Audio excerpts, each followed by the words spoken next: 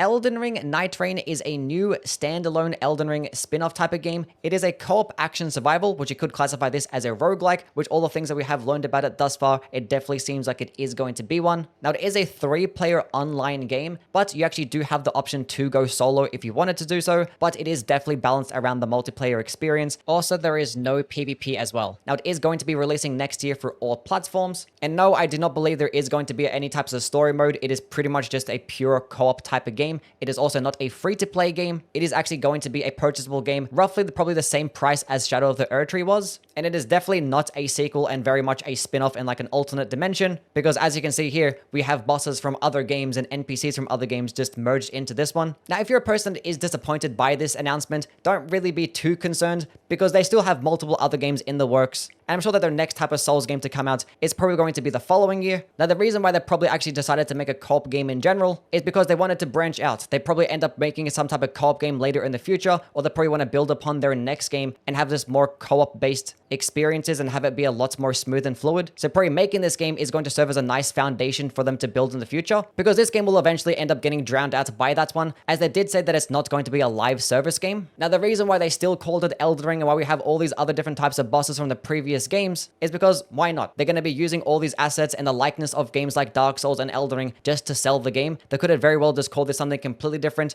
and use other different types of assets, but it's obviously a lot easier if you were to just reuse the exact same assets, use the exact same engine, and have the same core mechanics as Elden Ring, hence it being called Elden Ring and taking place in some of the same areas. And they might as well just have fun with it. They're not really like limited to make some like amazing type of story or really be that true to the lore. So you can just do whatever you want to and build in whatever universe that you want to, and then start creating all these different types of characters and have all these bosses from the previous games and just add them into this one. Now, whether you think that is a good idea or not, that is completely subjective. We haven't really seen much gameplay. There's only been like a couple of people out there that actually have played the game for a few hours, so there really isn't much information to go off. Now, the gameplay experience has been described as obviously a multiplayer focused game. You do actually spawn in at the round table hold, and you do get the option to choose between 8 different set characters. So yes, it is not going to be an RPG. There is not going to be a bunch of different stats or having to go explore and pick up all these different weapons and level them up. You have your own set characters with their own set unique abilities, and then you go ahead and dive in and fly in into an open map with the other people that you are cooperating with, and you go ahead and kill enemies, find some more weapons, find some other different types of gear, kill enemies to level up, which a leveling system is like a traditional just regular game experience, and that you just get more runes and just use those as XP points just to level up. There is no individual stats, you just level up as you go along. And there are going to be different types of rounds, which are called like these day and night cycles, and at the end of every single night there is going to be like a shrinking storm, kind of similar to like a battle royale. Then after a couple of rounds you will end up fighting a boss and just rinse and repeat the process. Now, every single one of these rounds will actually probably have some slightly randomized different experiences, maybe different environmental changes, different enemy placements, different bosses in general, also just randomized loot as well, which is very much just the traditional roguelike experience. So the gameplay loop is definitely not traditional Souls-like. It's like you spawn in at a checkpoint and you go through the game, and if you die, you spawn back at that checkpoint. In this game, obviously, if you die, you can get the ability to get revived by your allies, or you just end up spawning nearby if you do end up dying and bleeding out, which if you do die in this game, you will actually lose your runes and actually de-level by 1. Now, the different heroes or characters that actually were shown to us or actually were talked about would range from things like a bow and arrow class, a mage class, a healer, someone that does have the ability to deflect, and I imagine there will be a character that kind of works similar to like a Bloodborne hunter would, and that you get some cool hunter dash, and maybe have the ability to use a gun. Who knows? We only really know about like 4 or 6 characters at the moment, so it could be anything for those remaining 2. But yeah, this is basically what the game is going to be about. It's just a traditional co-op game. It's probably not going to be as expensive as like a regular Souls game, and it's probably just a small little side project that they have been working on just to build a proper foundation if they did want to expand upon co-op in the future. Now, me personally, I'm not too big on roguelikes in themselves, but obviously I do love Elden Ring, and I am excited for all the different types of abilities and different types of classes that they can come up with, which the good thing about having separate classes is, one, it's going to be a lot easier to balance,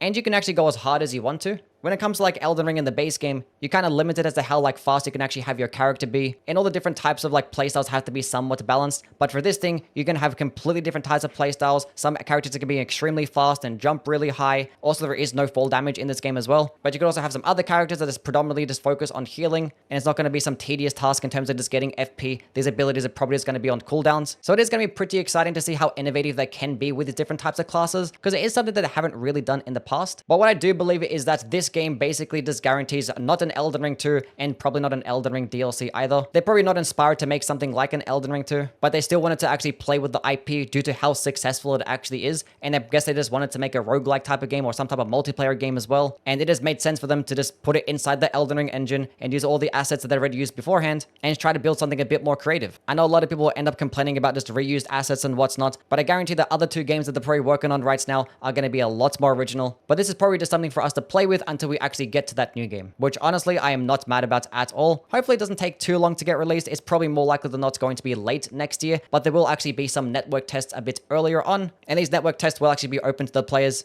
so hopefully it's not too far in the future until we actually can get our hands on this. But anyway, that is basically my thoughts and a quick little breakdown as to how the game is probably going to work out. Just let me know what your thoughts are down in the comments below. Is this something that you're actually excited for? What type of classes do you think they're going to make? What type of bosses or weapons from the other games that you probably want to see in this game? And yeah, I just hope we hear some more news pretty soon as well. Anyway, catch you guys around. See ya!